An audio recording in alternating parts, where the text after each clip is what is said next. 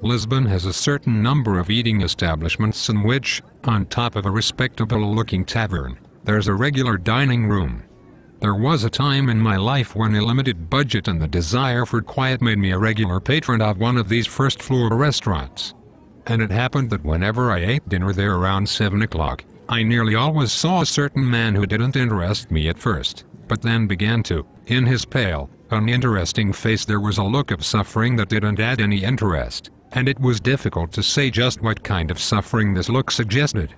It seemed to suggest various kinds: hardship, anxieties, and the suffering born of the indifference that comes from having already suffered a lot. He always ate a small dinner, followed by cigarettes.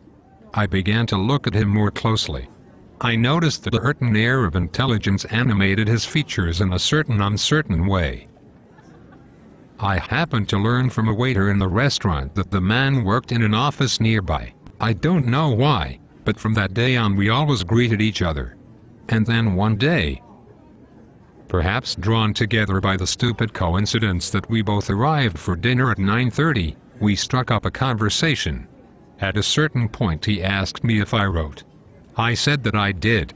I told him about the literary review or review, which had just recently come out.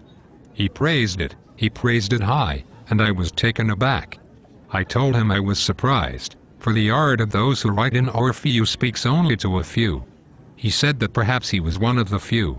Furthermore, he added, this art wasn't exactly a novelty for him, and he shyly observed that, having nowhere to go and nothing to do, nor friend to visit, nor any interest in reading books, he usually spent his nights at home, in his rented room, likewise writing. But even if I always felt that I was relating to an assumed personality and that he didn't really consider me his friend, I realized from the beginning that he needed someone to whom he could leave the book that he left. This troubled me at first, but I'm glad to say that I was able to see the matter from a psychologist's point of view, and I remained just as much his friend, devoted to the end for which he'd drawn me to himself, the publication of this book. By the way, the book is called The Book of Disquiet.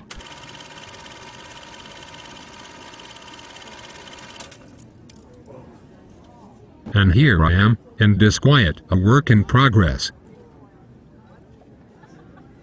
Disquiet is the diary written of a man who, in his helplessness, creates a world in order to discover his true identity, a haunting mosaic of dreams, psychological notations, fragments of literary theory and criticism of the reality.